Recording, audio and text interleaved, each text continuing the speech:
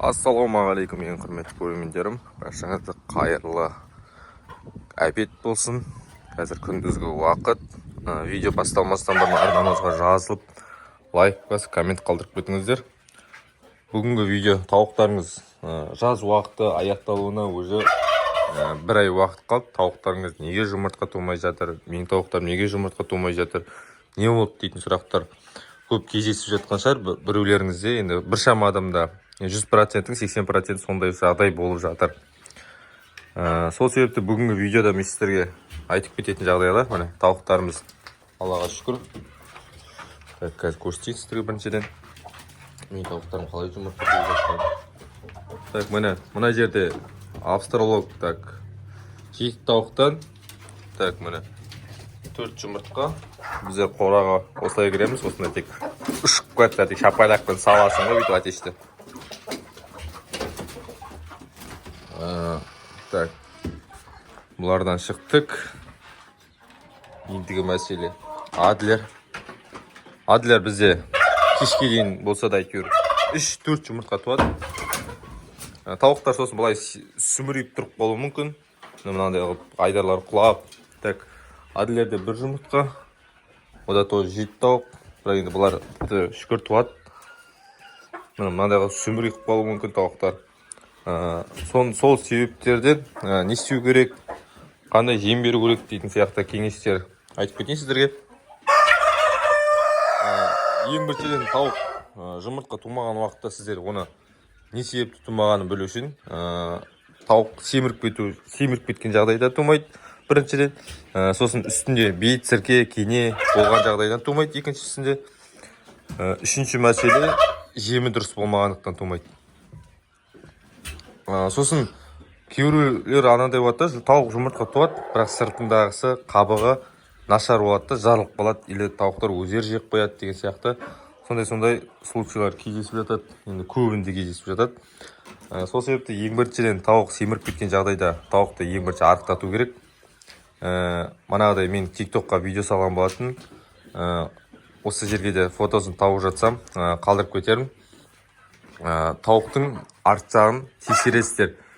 3 саусақтың осылай басқанда, осылай 3 тұратын болса, онда тауықтарыңыз жұмыртқа туады дейтін сөз. Ал 2 немесе 1 тұратын болса, онда тауықтарыңыз жұмыртқа тумайды.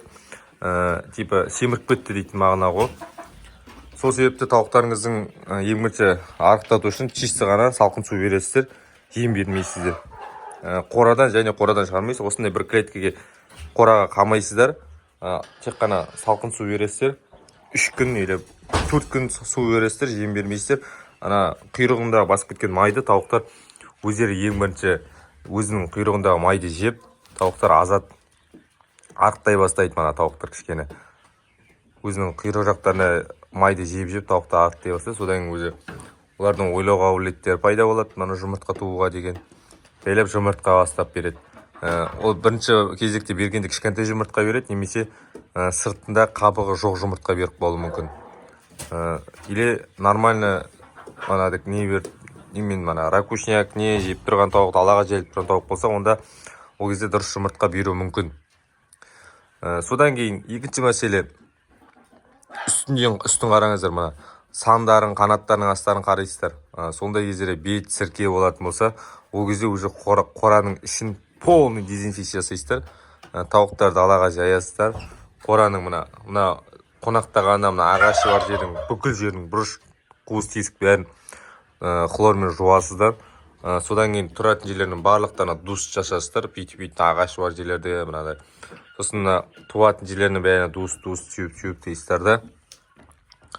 Содан кейін күтесіздер. Тауықтың қолтықтарының астарына, сандарына, арқаларына шамай келгенше манағыдай не істеп шашсаңыздар, өздеріңізге тез кетуіне жақсы болады. Оны да бір 3 күн қайталайсыздар дустыны. 3 күннен кейін тауықтарыңыз жақсы болып кетеді. Содан кейін жайлап оларды тоже жұмыртқаға кіретін болады. Нағыз енді бейт, сірке манағы бәрін арықтаттым, бүйттім тумайды дейтін болсаңыздар, ол кезде уже жемін уақытылы жем бересіздер. Мысалы, мен қазір мына бидай беріп жатырмын. Тауық жұмыртқа тумаған жағдайда бидайды аласыздар да суға бұқтырасыздар. Осындай шелекке осындай шелекке бидай саласыздар. Енді мен өзімнің салатымды айтып отырмын сіздерге. Сіздер өздеріңіз келістіріп саласыздар ғой. Өздеріңіз қанша тауық бар, мысалы 7 тауыққа мен мынаны берем. Осыны полный қыламын да, бидай шашам, жеміне салам. Осыған тауықтар мынадай жеп таусады да кешке дейін. Сіздер де солай келтіріп аласыздар өздеріңіздің жемдеріңізді. Содан кейін суға бұқтырасыздар. Күнде кешкісін ысы суға бидайды бұқтырасыздар. Таңертең жеміне несушка дейтін жем бар. Мен мына жерде салапандары бар еді, таба алмай қалып отырмын. Веб аптекалерде зоотоварларды сататын жерлерде болады. Несушка здоров дейтін бар. Соны алып берсеңіздер болады. Несушка дейтінді алып берсеңіздер. Короче, таңертең ана кешкісін бұқтырғаннан таңертең ана несушканы бір тауықтың өзінің граммы болады. Сол тауықтың граммына байланысты саласыздар. Одан кейін сіздерге уже ода тоже бір аптадан кейін сіздерге әсерін береді. Жұмыртқа туып бастайды. Бір апта қатарынан жемді дәл солай бересіздер. Ол сіздерге жұмыртқа туып бастайды. Бір аптадан кейін бермей қаласыздар. Бидайдың тек қана өзін бересіздер, суға бұқтырмай. Содан кейін жайлап уже соған үйреніп кетеді. Ал мынадай тауықтарыңыз анандай сүмірейіп тұру мүмкін, или болмаса мына айдарлары сарғайып кетуі мүмкін болады ғой. Ал сондай кездерде уже ракушник жетіспей жатыр деген сөз.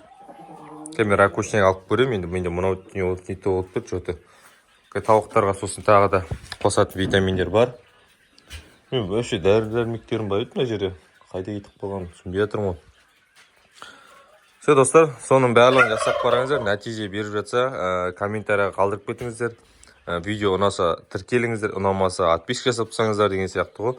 Бірақ лайктарыңыз аямаңыздар. Біздер қораның ішін полный тазалайын деп жатыр. Бүгін бізде уборка және де хлорлаймыз, дустылаймыз. Короче, көп айтады да, қалай хлорлағанда, қалай не істеген бәрін сөз дейді. Оны алдағы уақытта YouTube-қа салатын болады. Сол себепті барлықтарыңыз YouTube арнама тіркеліп, лайктарыңызды басып тұрып, комментария қалдырып кетіңіздер. Все, давайте, достар. Мінекей бізде будильниктер бар.